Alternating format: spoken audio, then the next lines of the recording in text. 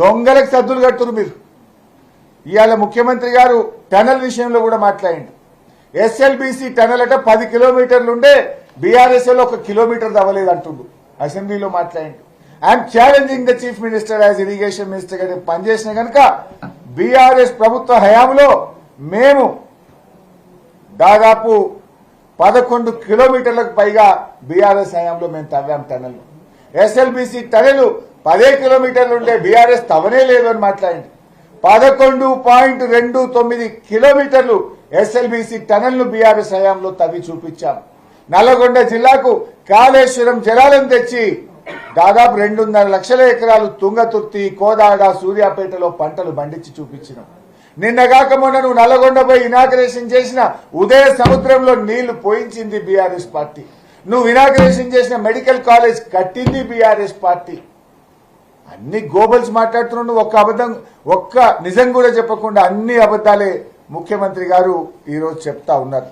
ముఖ్యమంత్రి అంటుండు నల్గొండకు పోదామా, ఆలేరుకు పోదామా, భువనగిరికి పోదామా అంటుండు. పోదాం.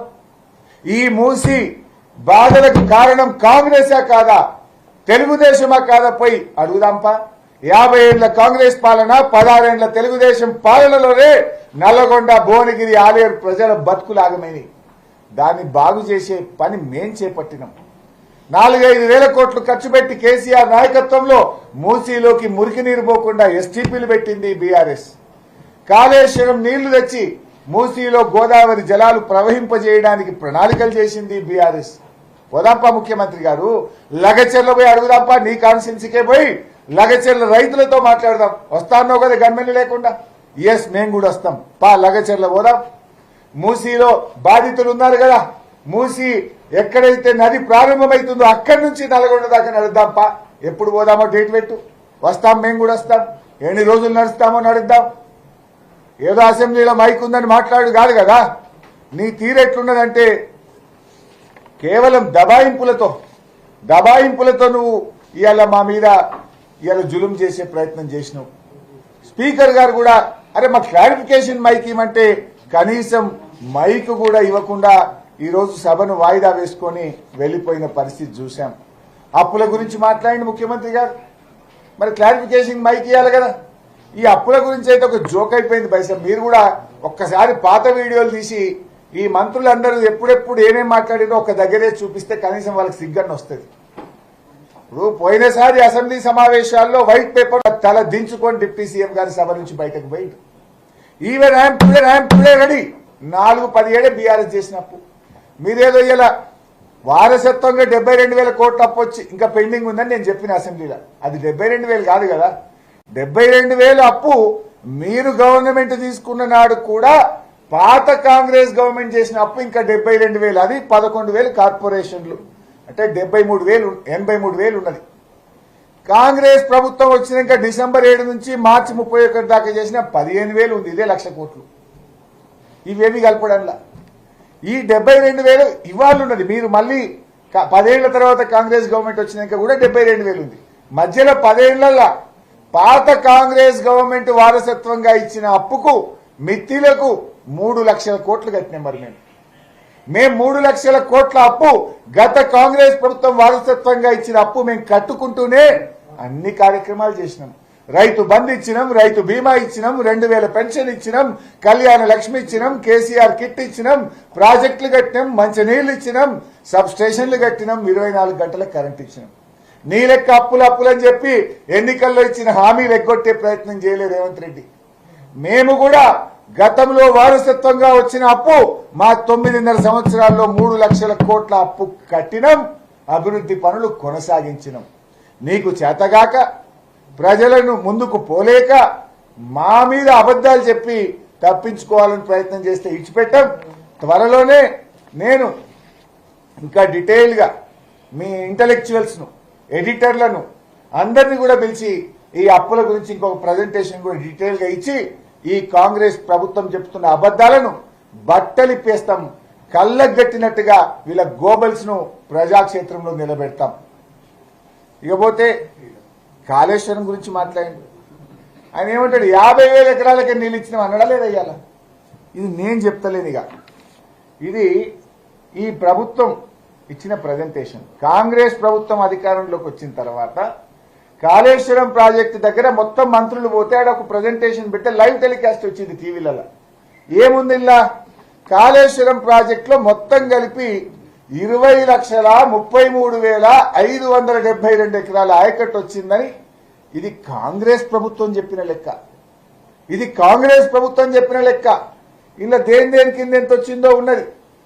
కాలువల కింద 98,571 ఎకరాలు, కొత్తగా చెరువులు నింపడం ద్వారా 39,146 ఎకరాలు, 2,143 ఎంఐ ట్యాంకుల కింద 1,67,000 ఎకరాలు, స్థిరీకరణ కింద 17 లక్షల ఎకరాలు, అదేవిధంగా కూడవెల్లి హల్దీవాగు చెక్ డ్యాంల కింద 21,000 ఎకరాలు, మొత్తం 20,33,000 ఎకరాలకు కాళేశ్వరం కింద ఆయకట్టు వచ్చిందని నీ ప్రభుత్వం ప్రజెంటేషన్ లోనే ఉంది. ముఖ్యమంత్రి ఇలా అసెంబ్లీలో అంటాడు 50,000 వారింది. నోరా మోరా మాట్లాడుతందుకు కొద్దిగా సిగ్గన్ను ఉండాలి అబద్ధాలానికి. ఒక మంచినీళ్ళే కాదు కదా, మొన్న ఈ మధ్య ముఖ్యమంత్రి కోకోకోలా ఫ్యాక్టరీ ప్రారంభించిండు ములుగులో. అది ఎడికెళ్ళి వచ్చింది? It is the fall back of Kaleshwaram project. Kaleshwaram project నీళ్ల మీదనే కోకోకోలా కంపెనీ ఆడికి వచ్చింది కదా. ఆడ కొన్ని వేల మందికి ఉద్యోగాలు దొరుకుతున్నాయి కదా. ఇవాళ త్రాగునీరు ఇవాళ సగం ఉత్తర తెలంగాణకు కాళేశ్వరం ప్రాజెక్టులో కట్టిన మల్లన్న సాగర్ నుంచో, రంగనాయక్ సాగర్ నుంచో, గౌరవెల్లి నుంచో ఈ ప్రాజెక్టుల నుంచే కదా ఈరోజు నీళ్లు వస్తున్నాయి. త్రాగునీరిచ్చింది, సాగునీరిచ్చింది, పరిశ్రమలకు నీరిచ్చింది. ఇప్పుడు నువ్వు నిన్న మొన్న చెప్తున్నావు హైదరాబాద్కి 20 టీఎంసీల నీళ్లు తెస్తా, హైదరాబాద్ త్రాగునీటి అవసరాలకు మూసి శుద్ధి చేయడానికి 20 టీఎంసీలు హైదరాబాద్ తెస్తా అని బాగా మాట్లాడుతున్నారు కదా ముఖ్యమంత్రి. ఎక్కడి 20 టీఎంసీలు? అవి కాళేశ్వరం నుంచే తెస్తున్నావు. కేసీఆర్ కట్టిన మల్లన్న సాగర్ కాళేశ్వరంలో అంతర్భాగమైన మల్లన్న సాగర్ నుంచే కదా నువ్వు హైదరాబాద్ నీళ్ళు తెస్తున్నావు. కాళేశ్వరమే లేకపోతే మల్లన్న సాగర్ లేదు, మల్లన్న సాగరే లేకపోతే హైదరాబాద్కు నువ్వు తెస్తానన్న 20 టీఎంసీలు ఎక్కడికి వస్తాయని నేను అడుగుతాను. ఇవి మాట్లాడేటప్పుడు సోయి ఉండాలి కదా. నువ్వే చెప్పినావు కదా 20 టీఎంసీలు తెస్తే ఆడికెళ్ళి తెస్తున్నావు, కాళేశ్వరమే కదా. మూసి శుద్ధి చేయడానికి ఆడికెళ్ళి తెస్తున్నావు, కాళేశ్వరం నీళ్ళే కదా. ఈ విషయం ఒక్కసారి గుర్తు పెట్టుకోవాలి. అంటే ఇవాళ ఆయన ఒక కాశీం రాజు లెక్క అయిపోయాడు. ఏది పట్టది ఓ రాజు లెక్క, ఒక నియంతలాగా ఇవాళ రేవంత్ రెడ్డి పాలన ఉన్నది, రేవంత్ రెడ్డి యొక్క మాటలు ఉన్నాయి. ఇకపోతే హైటెక్ సిటీ కూడా అమ్మేసినామంటాడు. ఇది ఎక్కడి బాధనే? ఎవరన్నా పిల్లగాళ్ళంటే పరిశాన్ ఉన్నది. హైటెక్ సిటీ అమ్మిండ్రు ఎవరన్నా? అసలు హైటెక్ సిటీ అమ్మిండ్రు అని రేవంత్ రెడ్డి మాట్లాడినీ కన్నా కొంచెం సోయి ఉండాలి కదా. ఈ రకంగా మొత్తంగా కూడా ఒక గోబల్స్, ఆ గోబల్స్ అంటే బతుకుంటే ఇలా ఉరిపెట్టుకుంటుండే కావచ్చు రేవంత్ రెడ్డిని చూసి. అంత పచ్చి అబద్దాలతోని ఇవాళ తన ప్రసంగాన్ని రేవంత్ రెడ్డి కొనసాగించింది. ఇక నేనేందో 20,000 కోట్ల అప్పు మాఫీ చేసిన అంటుడు. అసలు ఆ 20,000 కోట్లల్లా ఆ మహబూబ్ నగర్ లో ఇచ్చిన 2,750 కోట్లలో రూపాయి ఎవరికి రానేలే. ఆ ఇచ్చిన 17,000 కోట్లల్లా చాలా మందికి బ్యాంకులలో రిజెక్ట్ అయిపోయింది.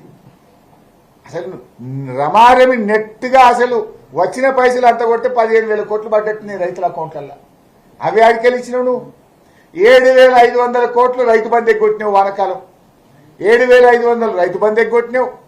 2,500 కోట్లు ప్రతి సంవత్సరం ఇచ్చే ఫీజు రియంబర్స్మెంట్ ఎగ్గొట్టినావు. ముసలోళ్లకు నెలకు 2,000 ఇచ్చే పింఛన్ 2 నెలలు ఎగ్గొట్టే అగో 2,000 ఎగ్గొట్టినావు. కేసీఆర్ కిట్టు బతుకమ్మ చీరలకు ఇచ్చే పథకాలు బంద్ చేసి అవో 1,000 కోట్లు ఎగ్గొట్టినావు. అంటే ఈడ కొట్టినావు, గడ పెట్టినావు. నువ్వు అడికెళ్ళి తెచ్చినావు, ఏమి ఇచ్చినావు? బైసాబ్ 7,500 వానకాలం రైతు బంధు, 2,500 ఫీజు రియంబర్స్మెంట్, ముసలోళ్ళకి ఇచ్చే పింఛన్ 4,000 అన్నావు, ఇచ్చే 2,000 2 నెలలు ఎగ్గొట్టినావు, అవి 2,000 బీకినాయి. ఇక బతుకమ్మ చీరలు కేసీఆర్ కిట్టు ఏడాది నుంచి బంద్ పెట్టినావు, అవో 1,000 కోట్లు ఎగ్గొట్టినావు. అన్ని కలిపితే ఇక్కడ 15,000 కోట్లు 13,000-14,000 కోట్లు ఎగ్గొట్టినావు. గడ 15,000 కోట్ల రుణమాఫీ చేసినావు. ఇక నేను చేసినా ఏం ఉద్దారకం చేసినావు? రైతులకు ఇచ్చే క్రమం తప్పకుండా వచ్చే రైతు బంధుని ఎగ్గొట్టినావు కదా. పేదలు ఎవరు పోతారండి సర్కారు దవాఖానలకు? దళితులు, గిరిజనులు, బలహీన వర్గాలు, కడు నిరుపేదలు. సర్కారు దవాఖానకు పోతే ఆడపిల్ల పుడితే 13,000, మగపిల్లవాడు పుడితే 12,000. మంచిగా కేసీఆర్ కిట్ ఇచ్చి కాన్పు చేసి ఇంటికాడ దించే మంచి పథకాన్ని ఖతం చేసినావు కదా. ఇక నువ్వు నేను చేసిన అంటావు, ఎగ్గొట్టినావు, నువ్వు పథకాలు బంద్ చేసినావు, నువ్వు ఉన్న పథకాలను కూడా ఆగం చేసినటువంటి చరిత్ర రేవంత్ రెడ్డిది. ఇంకో మాట మాట్లాడతాడు, రుణమాఫీ చేసినప్పుడట మేము మిత్తిల మీద పడ్డాయి రైతులకు అన్నాడు. మరి నీ పాలనలో పడతలేవా ఇప్పుడు?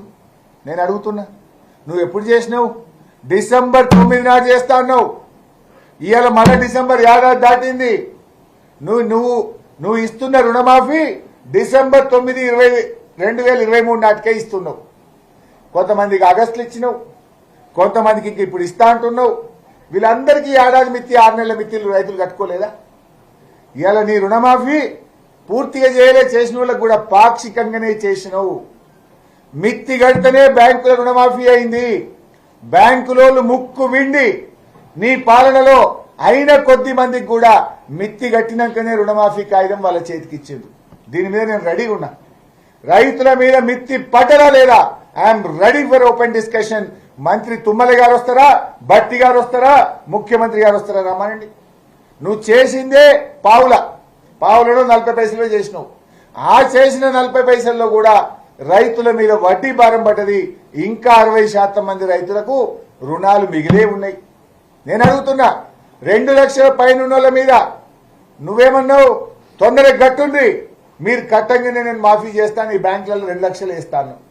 నీ మాట నమ్మి 3 రూపాయల మిత్తికి 2 రూపాయల మిత్తికి అప్పు తెచ్చి కట్టిన రైతులు. ఇవాళ నువ్వు ఇంత ఉపన్యాసం కొడితే ఏం కొట్టినావు? ఆ 2 లక్షల పైన ఉన్న వాళ్ళకి ఎప్పుడు రుణమాఫీ చేస్తావో చెప్పలేదు కదా ముఖ్యమంత్రి గారు. తుమ్మల గారు కూడా ఏం చెప్పలే. చెప్పండి మరి, ముక్కు నేలకి రాసి చెంపలేసుకొని 2 లక్షల పైన ఉన్న వాళ్ళకు రుణమాఫీ చేయమని క్షమాపణ చెప్పండి. లేదు, వాళ్ళ వడ్డీలు పెరుగుతున్నాయి, మిత్తిలు పెరుగుతున్నాయి, వెంటనే 2 లక్షల రుణమాఫీ అన్న చేయండి.